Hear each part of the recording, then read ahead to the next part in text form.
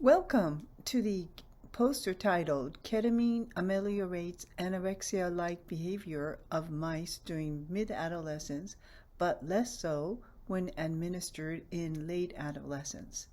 This poster will be presented by myself, Chiye Aoki.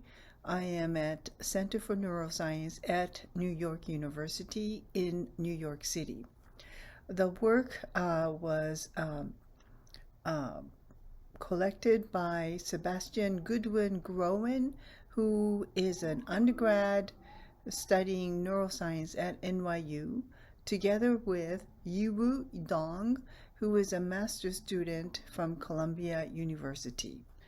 I will be referring to a number of papers that are published, which can be found as PDFs and the website indicated here of my laboratory. The goals of my laboratory is to understand the cellular and molecular basis for individual differences in vulnerability to anorexia nervosa and the maturational processes that support the gain of resilience to anorexia nervosa. Anorexia nervosa is a mental illness that is shown in 20 million or so women and 10 million men. And the number of those diagnosed with this eating disorder is on the rise, particularly now with the COVID pandemic. It is characterized by intense anxiety, the fear of gaining weight, dysmorphia, severe undernourishment due to self-imposed starvation, which when combined with overexercise leads to high mortality, even surpassing that of major depression. The text on this slide, which are in red, indicate behaviors that we are able to recapture in an animal model. The animal model that we are using is called activity-based anorexia. It is simply a paradigm whereby an animal is first acclimated to enjoy running on the wheel. They are then imposed with food restriction so that food becomes available only from 7 p.m. when the light goes off in the room until 9 p.m. What happens to these mice and rats is that the food restriction causes animals to become much heavier runners. They run excessively. I say excessive because they choose to run on the wheel rather than eat, even during the 2 hours that are available for food consumption, even if they are hungry. So this almost compulsive wheel running combined with voluntary food restriction in that they choose to run rather than eat, that combination leads to severe body weight loss, and if not careful, these animals will lose their lives. We have published a paper indicating that there are different sorts of animals when imposed with food restriction and a wheel, this ABA model. Some animals are more vulnerable than others.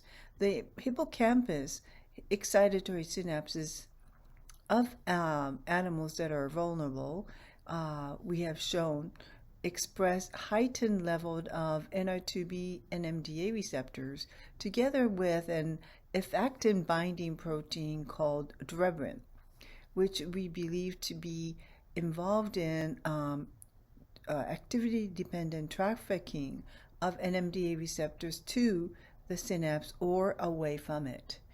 The hippocampus of the animals that are exhibiting resilience, that is, not as much wheel running, not as much weight loss, and eating relatively more, and therefore can survive better in the ABA environment.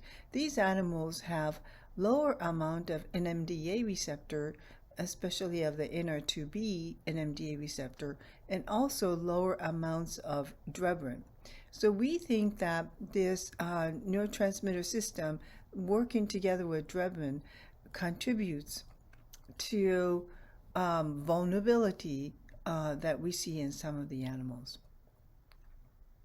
So we've been interested in understanding how it is that ketamine works as an antidepressant, and whether ketamine might be ameliorative not only for depression but also for ABA. The reason for thinking is that there are evidence to indicate that the ketamine's action as a rapid antidepressant requires the presence of NR2B and MDA receptors in the forebrain, hippocampus, and prefrontal cortex. And so that is the same cellular element, molecular element, that we know to be contributing to ABA vulnerability. We also know that ketamine induces rapid synapse formation, and we have shown in another paper that ABA induces synaptogenesis in the hippocampus, and especially of spines that are expressing Drebrin. So our prediction is that perhaps ketamine may reduce ABA vulnerability by antagonizing NR2B and MDA receptors and promoting the sprouting of spines that are lacking in Drebrin. We set out to test this hypothesis by examining the impact of single ketamine injection of animals undergoing food restriction in combination with wheel axis. And we observed that when this ketamine is injected during mid-adolescence, when they are first exposed to ABA, they immediately begin to increase their food intake, reduce anxiety, increase body weight, and when re-exposed to ABA 13 days later, no longer with any ketamine left in the body, we still see a benefit of that single injections earlier as reduced wheel activity, reduced weight loss, and continued reduction of anxiety. And altogether, increased food intake, showing that there is possibly a benefit of ketamine injection during adolescence and ameliorative for ABA. So we wanted to know then whether ketamine might be helpful not only during early adolescence but late adolescence, when the animals are experiencing ABA for the second time. It's in our head, we're thinking that we are recapitulating relapse of anorexia nervosa. Unfortunately, when ketamine is administered during the second exposure to ABA, we do not see the ameliorative effects that we saw earlier. So this finding is published already in a chapter that some 2 years ago, but I will briefly recap what we described in that paper. That is that in contrast to the injection during the first ABA, which was ameliorative for reducing the vulnerability to anorexia nervosa-like symptoms, when injected later during the second exposure to ABA, we found that the animals would lose more weight during the hours of food deprivation. And this is looking at ABA1, ABA2, and then the third ABA, which is some 15 days after the ketamine had been injected at this point. So again, ketamine is no longer in the body, but what we're seeing behaviorally is an exacerbation of weight loss. The animals are losing more. This is the green traces compared to the vehicle controls that only received vehicle in interperitoneally, or animals that received a lower concentration of ketamine, just 10 milligram per kilogram as opposed to 30 milligram per kilogram. So while the animals that receive only vehicles show a developmental change with reduced vulnerability, measured as the percent of weight loss by the third day of food restriction. They learn progressively compared to the mid-adolescence to late adolescence to adulthood to eat during the 2 hours of food availability so that they don't lose as much weight anymore. In contrast to the animals who are just injected with vehicle, those injected with 30 milligram of ketamine during ABA2 show more individuals amongst the group. More of the individuals are showing vulnerability, failure to learn to eat adequately during the 2 hours of food availability. Why does that happen? Well, when we analyze the 2 hours of food availability in terms of how much they run on the wheel, we see that those animals that have received ketamine are doing better in that they're running less, and thereby they should be able to eat more compared to the vehicle controls. But those animals that have been administered with ketamine exhibit more running during the hours leading up to the feeding, which we call food anticipatory activity. And it is this exacerbated wheel running that we think contributes to the exacerbated body weight loss. And so this is the sad story that the ketamine that we were having such joy thinking that we found a potential pharmacological approach for treating anorexia nervosa may not be so helpful when administered during a relapse-like period.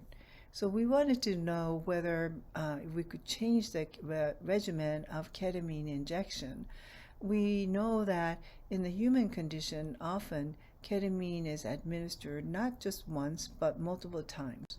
So we tried to see what would happen if we administered ketamine 3 times during the second ABA, and then watched to see what happens during the third ABA when the ketamine is again cleared from the system. So in this situation, animals are injected 1 hour before food will become available on the second, third, and fourth day of food restriction. Then we let the animal recover, regain acclimation to the wheel, and watch what happens as a consequence of the ketamine injection 12 to 15 days ago upon its response to food restriction and wheel access again. What we see is that to our delight, the animals run less during ABA3 compared to ABA2. And so there's a reduction amongst those animals that received 3 doses of ketamine during ABA2 in their subsequent wheel running, compared to littermates and those in the cohort which received only vehicle for 3 times. This reduction in wheel running across the 24-hour period during ABA3 relative to ABA2 translated to a slight reduction in the body weight loss during ABA3. So that's shown here, how much during the hours where food is not available, how much the animals lose weight.